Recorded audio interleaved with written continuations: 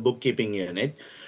It's called Introduction to Bookkeeping, which I'll be covering today. And then also there's a further unit called the principle of bookkeeping control. So they both go hand in hand. Our introduction to bookkeeping will have the fundamental knowledge of the double entry bookkeeping, the fundamental knowledge of the day books, fundamental knowledge of cash book, and you also learn about the trial balance. And when you go to the next unit, which is the controls, you're going to learn about more intricate, more the way I have to say, the complicated side of the accounting, financial accounting. So you're going to learn about journals, you're going to learn about control accounts, you're going to learn about errors, suspense accounts, wages control accounts, such a different things you're going to be learning in there.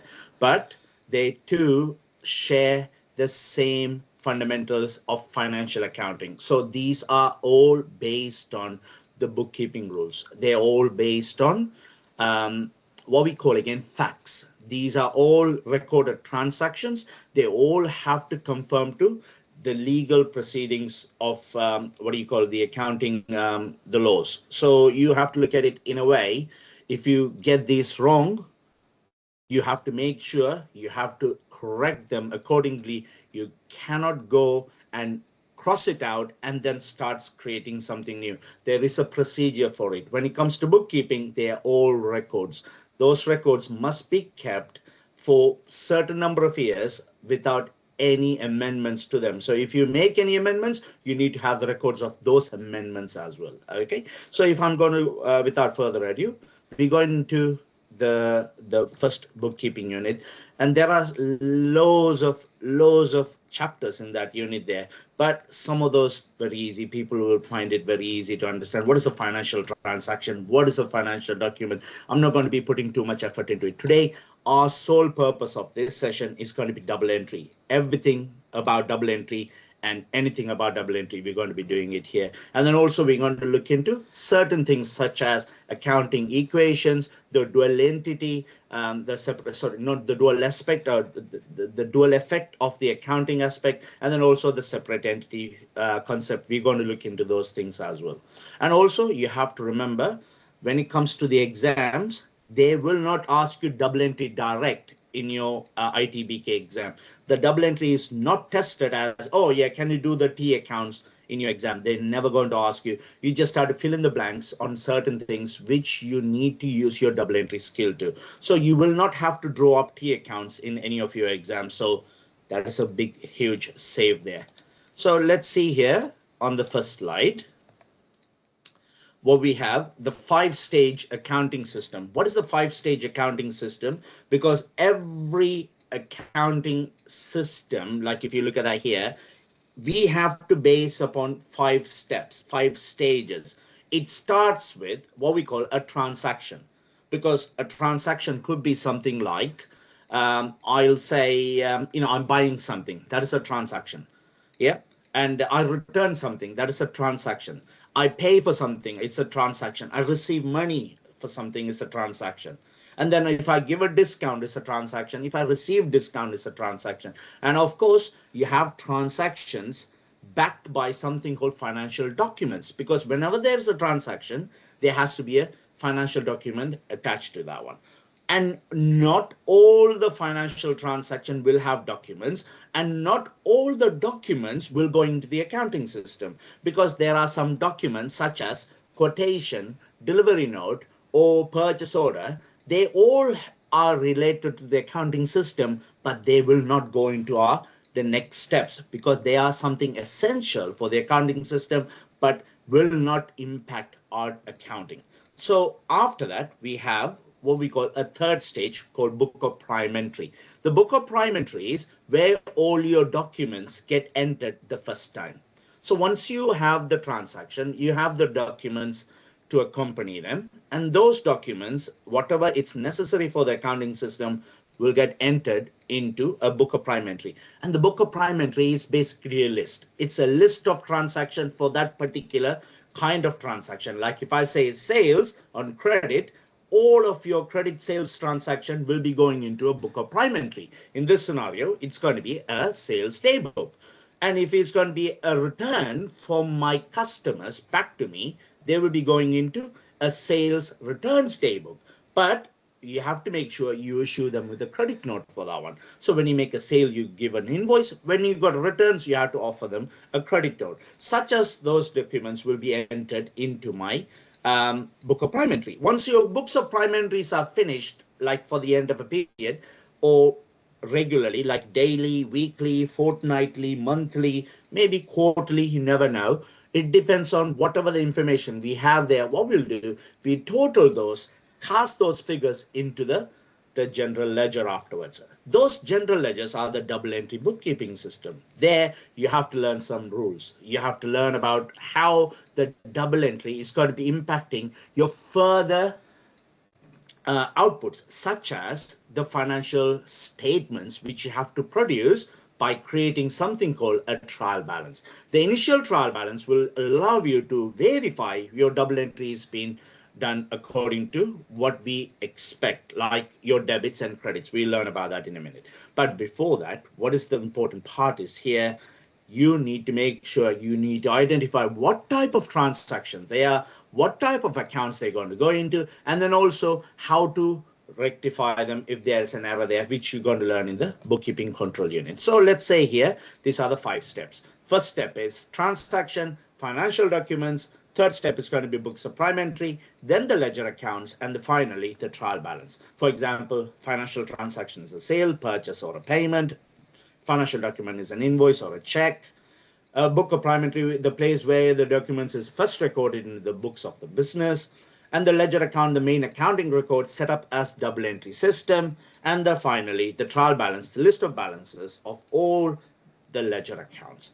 So once you've done all the entries, your trial balance will be then used to produce your financial statements. You guys heard about statement of profit and loss, statement of financial positions. They are the ones you need to keep an eye out for. These are the ones you need to produce it legally to ensure your business is, acting for a foreseeable future. And for that same purpose, what I'm going to do, I'm going to introduce something called a separate entity. What is a separate entity concept is when the owner puts money into the bank account to start a business, the business now, for the purpose of accounting, diversify from the owner themselves. The owner will be a separate entity from the purpose of the business. The business now owes that money back to the owner. We're going to call the money the owner's going to put into the business as something called a capital. That capital, it's the long-term investment the owner puts into the business there. And we're going to look at some other categories bit later on anyway. That one is the separate entity concept. And therefore, when you look at it in a point of accounting purposes, that capital will stay as in the business as a long-term liability to the owner. So that means the owner can take the money out of the business and close the business whenever he likes, because that is the God-given rights, like that way, put it that way. And then the next part of it, we're going to talk about the dual effects. That is where the double entry is going to be coming up there, and we will see that in a minute. So here, the accounting categories we heard of, one of them is an asset. What is an asset? The items owned by the business or what is owed. For example, if I have categories such as motor vehicles, building, land, machinery, furniture, computer equipments, telephone systems, they're all owned by the business, they will be an asset. Same as the money in the bank, the cash we have in our tills, and also we have to remember the customers who owes you money when they bought on credit. They will be considered your assets. Opposite to your assets, we have something called liabilities. This is what business owes to others. Like if you have a mortgage, that is a liability. If you have a hire purchase contract, that is a liability. You have a leasehold, it's a liability. You may have bank overdraft, it is a liability. A loan I take from the bank, it's going to be a liability. And also the capital, which is a special liability. Capital is the money owner put into the business. Same as when we buy goods from our suppliers on credit, and when we owe the money, they also become our liabilities because we need to pay them in foreseeable future. Okay, and then also we have categories such as incomes and expense. And income, any amounts received by the business for a purpose of, for example, a transaction. So we're going to receive that as a transaction. We receive any amount that's going to be considered as an income. An expense, amount spent to run the business, like purchases or rent or insurance, business rates, utility bills. They're going to be called an expense. So here, the first thing we're going to look at it, what is the accounting equation is? An accounting equation is you have all your assets minus all your liabilities, that will be equal to your capital. So how are you going to explain it? If I'm going to say here, assets, what are the assets we have? The money in the bank, item bought and owned, money owed by the customers, minus all the liabilities. We have the loans, overdrafts, money owed to suppliers, any other items owed like VAT. We owe VAT most of the time if you are VAT registered. That minus the original asset figures, you will get how much the money the owner has put into the business there. The easiest way to remember is asset are equal to your liabilities. All your assets will be equal to all your liabilities because the capital is also a special liability. That is the first part of it. And then once you split those, you will get this final equation of assets minus liabilities equal to capital. So let's see here. There are some questions I have prepared. Let me see whether I can share that among you guys. Windows, no Windows. I have to do this way. Screen. Yeah, that's the best way to do it. So let me find the Excel spreadsheets. Yeah, here you go. All right. Where's the mouse gone? Oh, here you go. I can see the mouse now. So here, there is an accounting equation there. Assets, liabilities, and capital. So there are some figures here.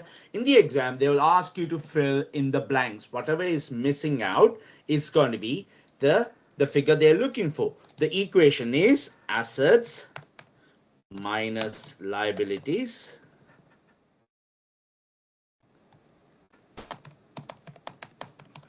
is equal to capital. So this is the formula I need to use. Oh, I don't want that to be created as such. Where's the mouse keep disappearing? Okay, now it's better. So here, this is the formula now, how I'm going to do it. So when you get this in the exam, just remember this formula could be changed any way you like, because you have to remember if one of those figures are missing, you'll be able to change this along. So I normally going to abbreviate it, asset minus liabilities equal to capital. I can also change this to asset minus capital is equal to liabilities. I can say that as well, because why? I can take this liabilities to the other side and the assets, the capital to the left hand side. So when I change it, the number, it's going to be changing from positive to negative, and the negative on the other side will become a positive figure. So it is very important. We just have to recognize that fact. I'm going to do that this way because my mouses keep disappearing. Give me a second, please. I think it will work now. And then also in the prospect of assets, we can also look at it, capital plus liabilities equal to assets. I can bring that up as well. So these three will allow you to find any missing figures. I'm just going to get rid of this one and get the spreadsheet. I think otherwise the mouses keep disappearing. Yeah, that's fine. I can see that now. So here, what is the number now? I need to know this one is going to be this minus that figure, 75,000. If you notice that here, if I add these two, I'm getting that number as well. So let's see here, what is this number? In that case, is going to be equal to that plus that figure. That is going to be 156,000 pounds. So and so, you can manipulate this formula any way you like. This one is a fairly straightforward. Why? This minus that is going to be that figure. So here equal to that minus that figure. I'm going to get that one. And the last one, I'm not going to bother about the these two, this and this. How I'm going to find it? This asset minus capital is going to be equal to your liability. It's similar to this equation. So here equal to that minus capital. So you have the figures now. Whatever were missing in this scenario, Control Z, Control Z, Control Z. Yeah. So this, Control Y. So these are the figures were missing initially, and we've found those figures by doing a formula there. But in the calculator, you just have to do plus and minus, but you just need to remember this is how the accounting equation works. Okay. Very importantly, these accounting equation count for 1 mark every time you get it. So in this case, if you get this question in the exam, it's very easily you can get 1, 2, 3, 4, 5, 6 marks out of 100, which is something you can call a gimme. You can have a lot of marks when it comes to these kind of questions, but you have to make sure you get your fundamental rights, you get your formula right at the beginning, and then also apply the way you can change the formula to different ways. Okay, so let's say here the next slide quickly. Okay, yeah, so here we also use the bank account when it comes to the double entry, because that bank account, it has some sort of a nuance to use in a positive light of a transaction. If I'm going to look at it here, the bank account has very easy to understand, because most of the transaction you do at the beginning of a business, it's going to be by bank accounts. Yeah, because you have normally 2 options in bank. What is that? One of them is money coming in, another one is money going out. When the money coming in, it is going to increase the bank balance. When the money go out, what will happen to your bank balance? Comes down a bit, isn't it? It will come down. In our personal life, we will get 1 income and about 100 expenses. So you'll have very less transaction on one side and lots of transaction on the other side. But for the businesses, it is very regular on both sides, because it's going to increase, another time it's going to decrease. Whenever you have a sales, you have money coming in, and when you have an expense, it's going to money going down. So here, for example, organizations such as a business will need to use the bank account to set up at a bank. Okay, and then of course the bank account in the accounting system is the business separate record of money paid in out of the bank account. So we need to know as well, the bank will also have the details of your business in their systems, but you have to remember, whatever we have in our system will be the mirror image will be on the bank account. So if I say, if my account's on credit, when I see the bank statement, the meaning of that, our accounts in our accounting system will show a debit. If the account says bank account is on credit on the bank statement, our own bank account should have a debit balance. Now we'll explain to you why in a minute. Okay, and then also, yeah, I explained that now. How I don't know, it wasn't already in the slide. So here, as a result, the terms debits and credits are often used differently by the bank and the business. So if I say it's a debit for the bank, that will be a credit on their system, not our system, in their system. Okay, just have to remember that. So when you're using the double entry, you must keep to the rules set out in the next screen and ignore the way how the bank refers to debits and credits. So if the bank's saying, oh, your account's on credit, just think, whatever they say, you know what, it's the opposite. It's going to be the completely opposite of what they're saying will be in our own account. So for example, here, the rules for that one, the bank account in business, the payments into the bank for sales, or example, will be money in, and any payout of the bank account, such as expenses or insurance and such as, there will be money out, payment out. Okay, so in system for our double entry, the money paid into the bank, it's always a debit entry for the business. So that means whenever I have a money coming in, the entry will be on the debit side, on the bank account. And whenever you have money paid out, what do you think in that case?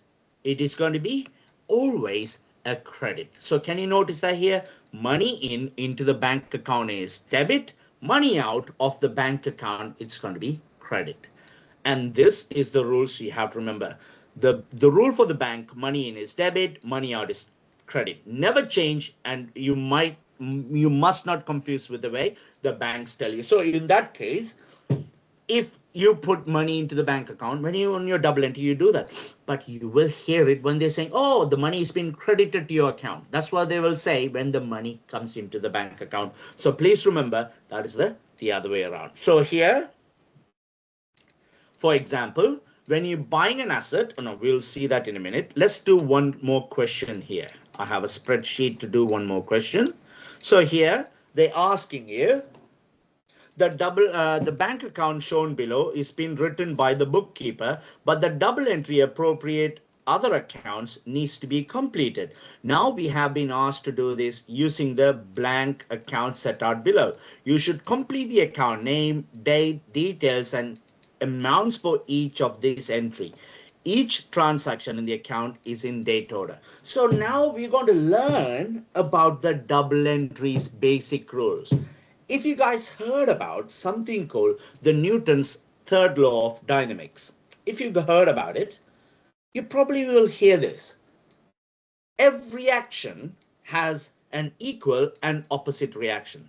Think this way. If I punch the wall with my fist, the wall will have the same amount of energy I'm going to push towards that wall on the opposite direction. That means I'm going to crack my knuckles.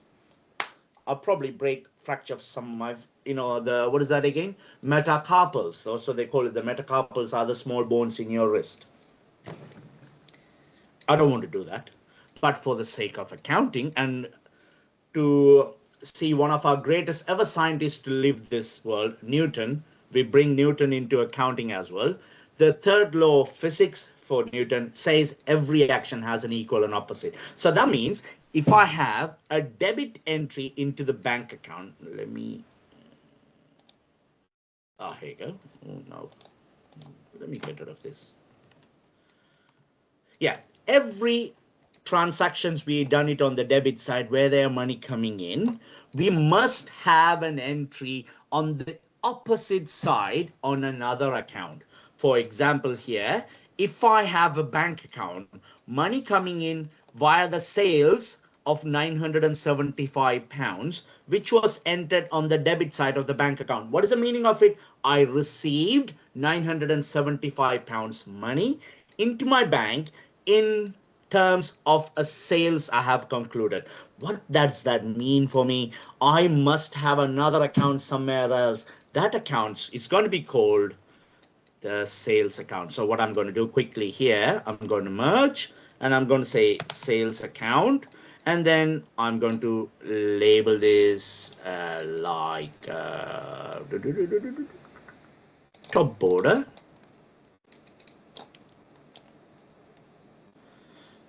Now let me do this way. All borders. Okay. So here I'm going to say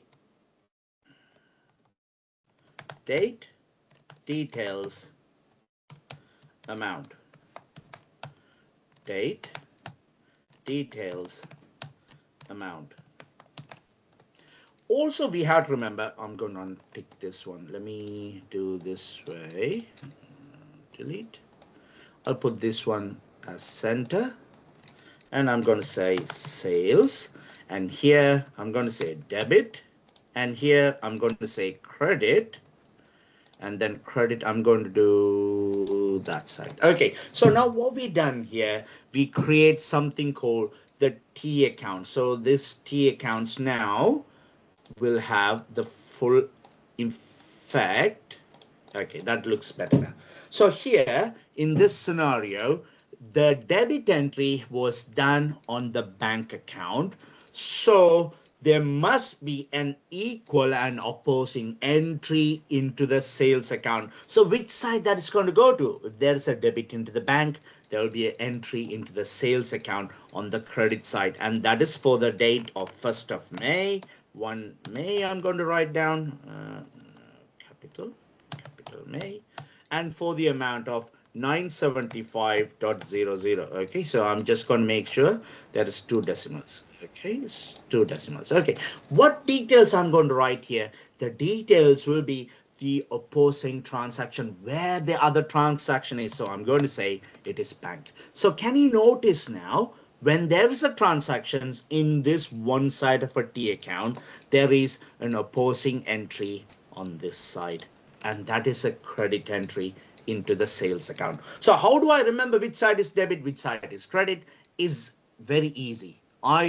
Because we live in United Kingdom, we are blessed with, if you want to drive, you drive on your left, but you will crash if you drive on the right. Remember that? If you drive on the left, you crash on the right. Only works in United Kingdom. It will not work across the what do you call English Channel. If you go to the mainland Europe, it's the opposite. So we don't worry about it from their perspective. For us in UK, we drive on the left, so the debit's on the left hand side. CR crash, it's on the right side. That is the way I try to remember it myself. So now let's look at further evidence. So now we have another sales transaction on 11th of May. So I'm going to say here 11 May, and then I'm going to say bank, and the amount is £456.70. And now we also received something called a bank loan. The money received from bank loan. What I'm going to do, I'm going to copy this transaction quickly, and I'm going to paste it here so I can change this to capital account. And also these details I'm going to be changing. I'm going to say this one is going to be what, bank loan. We got that on 14th of May, and then the details going to be bank, and for the amount of £5,000. But now this one is the loan, not capital. It's the bank loan. Bank loan here. And then of course now we have further transactions to fulfill. So we'll do some more T accounts. Control C, Control C, Control C. So here let's delete all of those details. I don't need any of it because no. That one, that one. Delete, delete, delete, delete. Okay, now let's do here from the credit side of the bank account. We have first telephone, and that is credit 265. So that means according to my accounting rules, equal and opposite. So on the telephone account, we must have that on the debit side. So I'm going to say we paid by bank £265. Okay, let me do the decimals. So here also decimals. Okay, there's nothing there yet. Okay, now we have insurance, and that is for the amount of 12th of May. We paid by bank, and the amount is £678. Increase the decimals now. Okay, and the last one is going to be purchases account. What happened to the purchases? It's on 15th of May, and it's also a debit entry, and we will got for £2,760.90. Okay, so let's change that to 2 decimals as well. The reason I'm doing decimals, it's the habit. Normally in the business, you're trying to keep the numbers into decimals, 2 decimals. If it's not, if they tell you you keep on the whole number, that's fine. Otherwise, trying to learn to do them in a decimal. So can you notice now, whenever there is a debit entry into the bank, the other account will have a credit entry. And you also start noticing something there we're going to see in a minute. And then of course, when you see on the credit side of the bank account, these entries made on the debit side of the bank account. So now what we know, guys, this bank account itself now will have the double entry on the both side. This transaction has everything on one side, but it may have more than one. But remember, whenever there is a transaction, there is an opposing entry here. So these 2 entries are entered on the credit side. They originally had an entry on the debit side of the bank account, and these 3 entries which have entered originally in the credit side of the bank account, they have a debits entry into my other T accounts there. So that is the part we need to remember. Let's see how that work in my slides. Okay, so let's say here, yeah, we already done this. And then of course, if I'm going to say, if I'm buying an asset, money out, so it will be credit from the bank account, and asset account will be a debit. If I receive a bank loan, money coming in, the bank account will be a debit. So and so I have explained to you how that is going to be impacting my bank account. But with the same nuance, we will be able to look into how that whole of that works in a list. Can you see here? The bank account has idea of showing any income from sales. The money was being put by the owner. If you take a bank loan, it will be all on the debit side of the bank account. But if you pay for something, for example, purchase, insurance, or buying an asset, it will be on the credit side of the bank account. But look at the opposing entries. Their double entries were all credit for money coming in, and purchases, insurance, vehicle accounts, they all have a debit entry. And now this is what is going to blow your mind away. This how I will use to find out where your debits and where your credits are on those accounts. So for example, an asset account will always have a debit balance. A customer account, where the customer owes you money, there will be a debit account. An expense account will be a debit account. A purchases account will be a debit account. Similarly, the liabilities will be always a credit account. A supplier account will be a credit account. Any income account, such as sales and any other types of income, it will be a credit account. And the capital will be also credit. So can you go back to that slide again? Check it. Look at that here. The money comes into the bank account are debits, like for sales, capital, and bank loan, but their individual sales account, capital account, bank loan account. Can you see? These are all credits. The easy way to remember it is by doing something called a debt click. So here I will try to draw this in a T account here. I will say here D E A D and CLIC. This is the easiest way to remember. Some people learn by Pearls, some people learn by Alice, but for me, debt click has been a savior. I use that all the time. Whatever makes it easy for you, you can do that. This is your debits, debit, and this is your credit. Please accept my apologies. I'm using my hand instead of a stylus because the stylus is not working on this laptop for some reason. I tried to do with different things there, but it's not taking it. It has to have some sort of a heating abilities, but I think it's none of this I have. It works. So here, oh, hold on, this might work.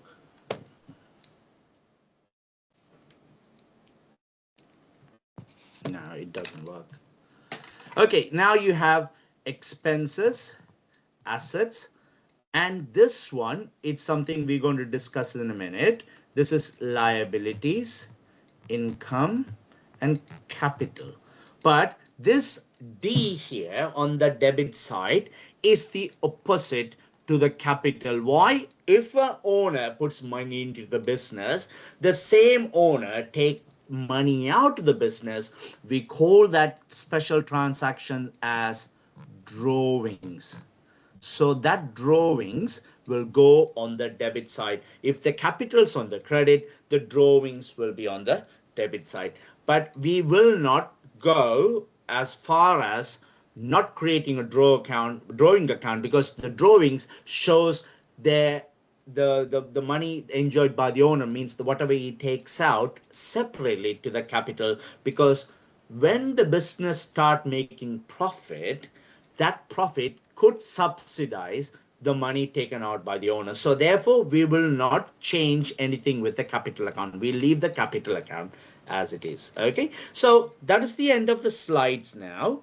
Let's see whether we can do the last few questions before we call ourselves everything is done there. So here, this is another exam style question. The exam style questions in this scenario, it gives you, this task is about principles of double entry bookkeeping. A business has the following assets and liabilities. They have machinery, bank loan, inventory, cash at bank, trade receivables, and trade payables. So what I need to know, I need to identify them into the correct categories, whether they are assets, liabilities, or capital. So they all you need to do, show the accounting equation by inserting the appropriate figures. But conspicuously, something is missing. What is this missing out of your list? The capital. But we will be able to find that capital. We will be able to find that capital by finding what is left of your assets and your liabilities. Your equation is asset minus liabilities equal to capital. So that is what you know. So let's see here how much assets I have here now. So I'm going to say equal to 17,500 plus the inventory 5,800 and 7,857 plus the cash at bank, that is also an asset. And then finally, the trade receivables. What is that? That is the money I'm expecting back from my credit customers who bought the goods on credit. They owe me still that money. So I'm going to add that figure as well, 6469. And the total number of assets is 35,374. And what of my liabilities? What are the liabilities I can see in the system here? We have 15,000 pounds bank loan plus the trade payable 7578, and that one is going to be all of my liabilities. So if I know those two numbers, I'll be able to find out asset minus liabilities. The capital figure will be 12,796. Can you notice here in the exam, they'll give you like that way, and what you need to do, you need to identify which one is what. So for example here, and this one is an asset, liability, asset, because inventory is your stock, cash at bank is your asset, trade receivable is your asset, and trade payables is your liability. So if you notice that here, I have included all my assets, like here machinery is an asset, inventory is an asset, cash at bank is an asset, trade receivable is an asset. We added them all together and took away the liabilities, which are the bank loan and your trade receivable, which gave me these two figures. So asset minus liability is equal to capital. In this question, you get 3 marks possibly. Here, they may give you 3, sometimes even more, depends on how the question has been structured. Now let's look at this question, which gives you a good idea of what is the dual effect.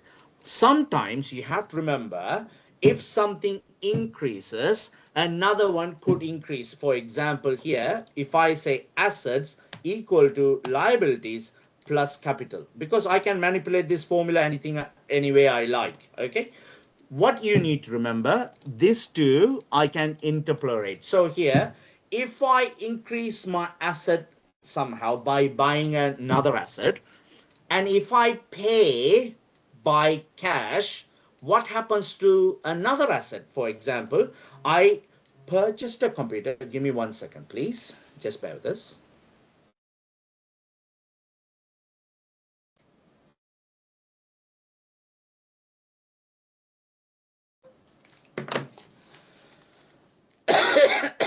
Excuse me.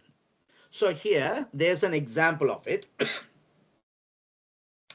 Purchased a computer for the use of the business on credit. So when I bought a computer, what I'm doing here, I have acquired an asset. An asset of a computer, it's coming into the business for me. That's good. Well done. You have the asset. But when I do that, according to accounting equation, something has to either increase or decrease. If I paid by cash, what will happen to my cash? That cash will come down. So there's one asset increase, another asset decreasing. But on this scenario, it's not the case because I bought it on credit. So what is happening there, guys? My liability is now increasing. I have acquired an asset, so I also acquired a liability because I owe that money to one of my suppliers. So according to this, it is going to be an increase in asset and liability. So here I'm going to say in this scenario, this is the first option. So let me say here, I'm going to use the snipping tool quickly to snip this one. And I'm going to, oh, hold on, where are you? Put it on there. Yeah, cool, perfect. Oh, it was here. Okay, now next one. Sold old computer for cash. What happened here now? I had an asset, an old computer. I sold it and I got cash. Two things happened. Computer is now gone. Now it's replaced by cash instead. So what happened to one of the assets? A computer now gone means that asset of computer has reduced, but we have replaced that with cash, another asset which is increasing. So in this scenario, I will say an increase and decrease of an asset. So here, one asset, which is the computer, has been decreased, but we have increased the bank account or the cash account. It has increased.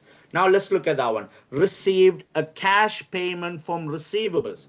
You already know a receivable is an asset. When they pay you, what happens to that receivables? The value of the receivable going to increase or decrease? Say somebody owes me £1,000 and they pay me £800. What happens to their balance? Is that going to stay in £1,000, or is it going to increase, or is it going to decrease? It's going to decrease, obviously. But what is that going to be replaced by? One of them, it's going to be the decreasing in asset, but the cash we receive is going to increase my bank balance. So therefore, it is going to be the same again, an increase in assets and decrease in assets. Why? Bank account is increasing or cash account is increasing, but the receivable account is decreasing, which is also an asset. Now the owner transfer money into the business bank account. What is the meaning of that? The money is coming into the bank account. What will happen to my bank? It's an asset. Asset is increasing, but the owner transfer money means we owe that money back to the owner. What we call that? The capital. What's happening to the capital? The capital is also increasing because we owe that money back to the owner. We can't simply say, no, see you later, owner. No, we can't do that. We need to pay that money back to them. So the liability of capital, we as I said to you, I always call it a special liability. A special liability is the capital is increasing, so is your asset, which is your bank account balance, that is increasing. Last one, paid and outstanding payable by check. What happened there in that case? What happened here? We have a payable, which is a liability. I am going to pay a payable. What happens to that balance of the payables? If I pay something to my payables, the balance is going to come down. The balance is going to come down. And when the balance coming down, what do you need to remember? Liability is going to decrease, so as when I'm going to pay them, I'm going to lose some of my cash, my asset. It's also decreasing. Liability decreases, so as your asset. So therefore, good old snipping tool, come back to me to help me here. And here it is going to be a reduction in both asset and a liability, because my money is being paid, therefore I have to reduce my bank balance, so as my liability, because the liability is now come down because I don't owe as much as I owed before, because once I paid, the balance will go down. Imagine you have a credit card bill, you pay the money towards the credit card. What will happen to the outstanding balance? The balance comes down. Your liability has come down. Okay, and that is another question. And then we have delete. I don't need this. We have one big question to do now. So for this one, I'm going to go back in here and copy this.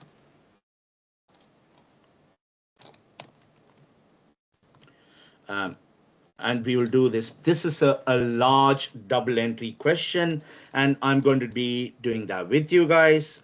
Hold on. Okay, so I'm going to delete delete all of this, and we will do this double entry equations together. Okay, so here I'm going to have some double entry accounts.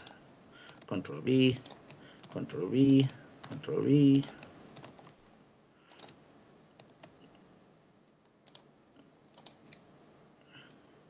Okay, and then I will have here also, I'm going to have Control V, but this time this account is going to be a larger account because we're going to use the bank account as the main account. So here, bank, and then let's say here, let's look at the first transaction. What we see on the first transaction here, paid in capital of £10,000. So what happens into the bank account here? This one, debit, means money in. Okay, and this one is money in means, and this one is credit, money out. Okay, so let's do this as well. Okay, money in and money out. Let me increase a little bit of the details. I'll bring it this side. Okay, that's fine. We got everything we need now. Let's start. What happened to the capital when we paid capital into the bank account? That will be money coming in, isn't it? So £10,000 here on the 3rd of Feb. So 3rd of Feb, I'm going to put £10,000 coming in. So what is the other account we're going to be concerned about? Is the capital account. So capital account. And remember your debt click. Your debt click says, I'm going to just put a note here for that bit later on. We'll go back and confirm it. Money coming into the bank account means capital account will have a credit entry of £10,000. So here, let me just quickly change all of this to no decimals because there's no decimals in your numbers there. So I'm just going to keep it uniform so it doesn't impact.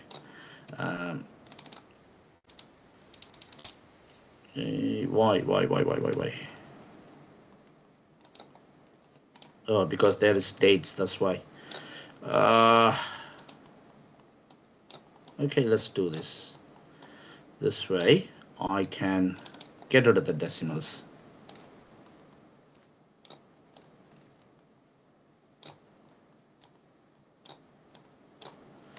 You know what? I'll do this way. Okay.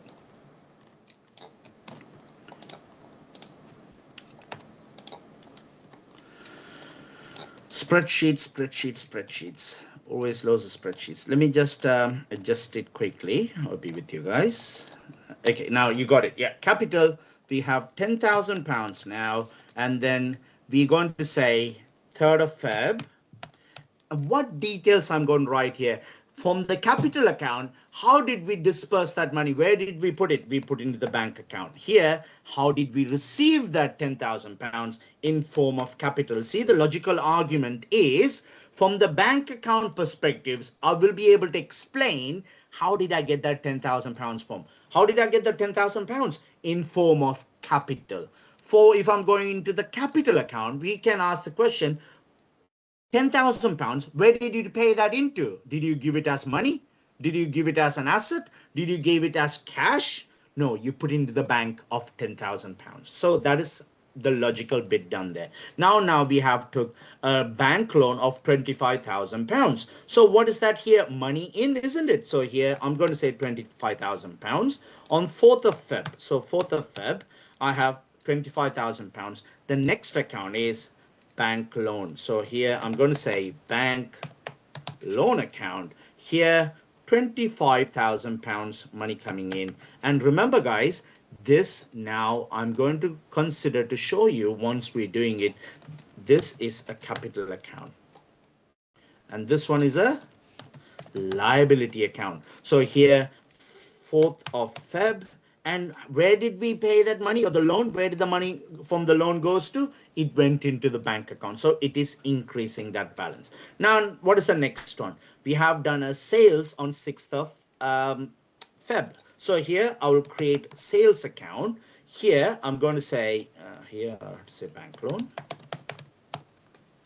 So here on 6th of Feb, I have sales account and for the value of 1,340 money coming in from the sales. So on the sales account, which is an income account, I will have 1,340, and this amount it's going to be on the 6th of Feb. And what details I'm going to write here? It went into the bank. So here the money from sales, it went into the bank. If in case, if this sales was done on credit, that will not go into the bank account. It will not impact the bank account at all. When it comes to credit, we will learn in further units later on how that works. Now let's see the next one.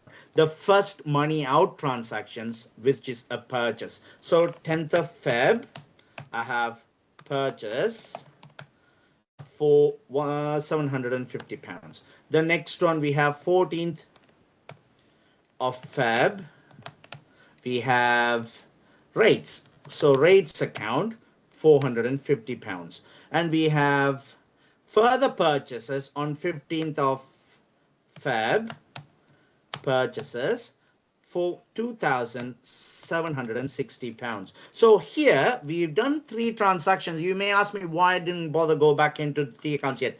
We can do that in a bulk. So let's take our time. So here purchase, the purchase account will have a debit entry. Now can you see if there's a credit entry goes into the bank account, purchase will be debit. Now I put it purposely next to sales. Can you see here? Sales is an income account which has credit entries. Purchase must be opposite to this one, isn't it? So this one, it's an expense account. So here, this expense account will have an entry on 10th of Feb. And it will be money paid from the bank account 750.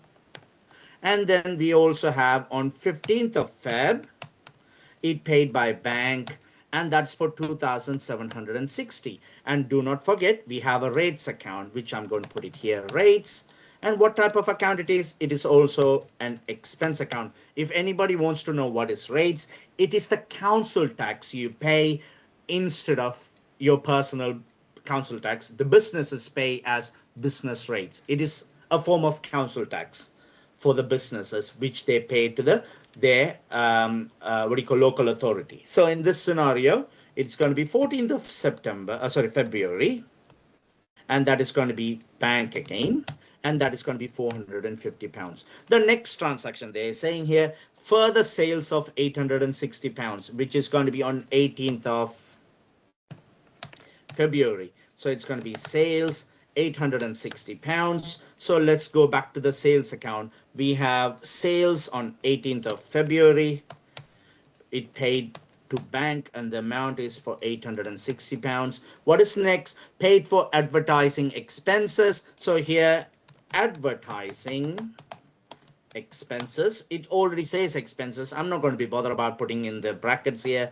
So here, advertising expenses on 21st of February, and that is going to be advertising expense, and that is for how much? 138 pounds.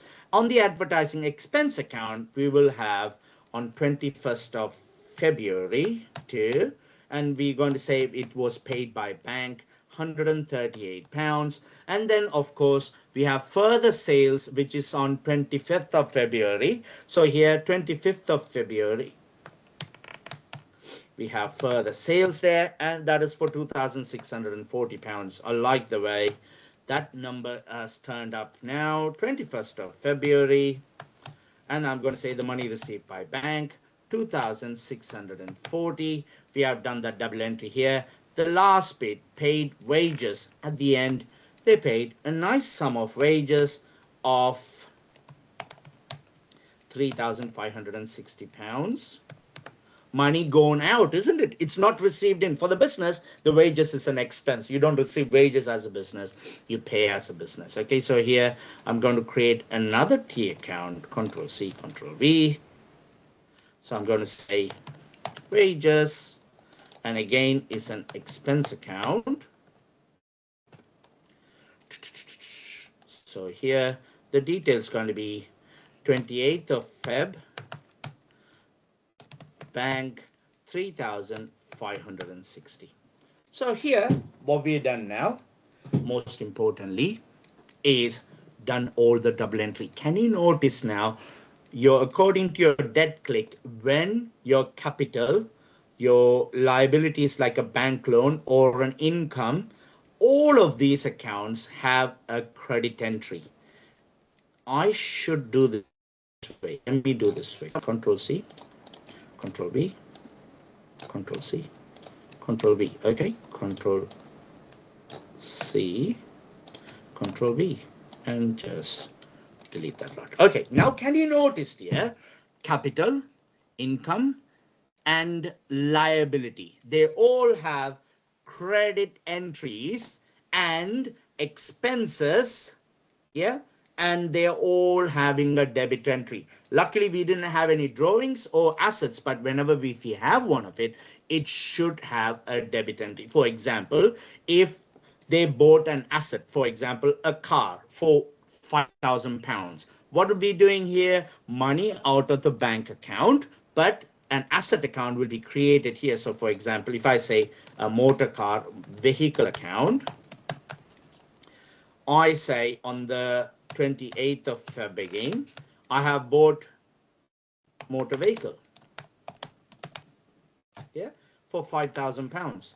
I paid money. In that case, this will have a debit entry here. So here, motor vehicle, which is an asset account. So here, if I have it, that entry will be on the debit side, if I have it, okay? But it's just hypothetically, I'm writing it down, okay?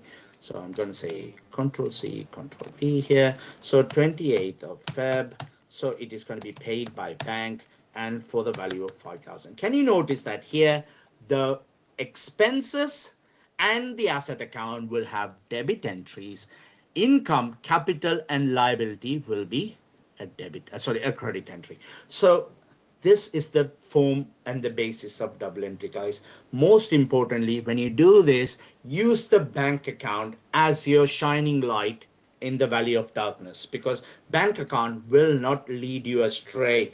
But also you have to remember there's a pitfall there. What it is, your bank account is an account we cannot classify straight away like these things as asset or a liability. Why? The bank could be an asset or a liability. Why? Bank accounts, when you have money in the bank account, they're your assets. But what if your bank account is overdrawn? Like you took all the money out there and the bank's lending you some money via a facility called overdraft. If that overdraft is being used, your bank account is a liability. So that's why I didn't classify that bank account as automatically as a liability or an asset. Okay, so this scenario, you just start to remember, I'm going to say AOL. Okay, AOL. Okay, so that should be it for today.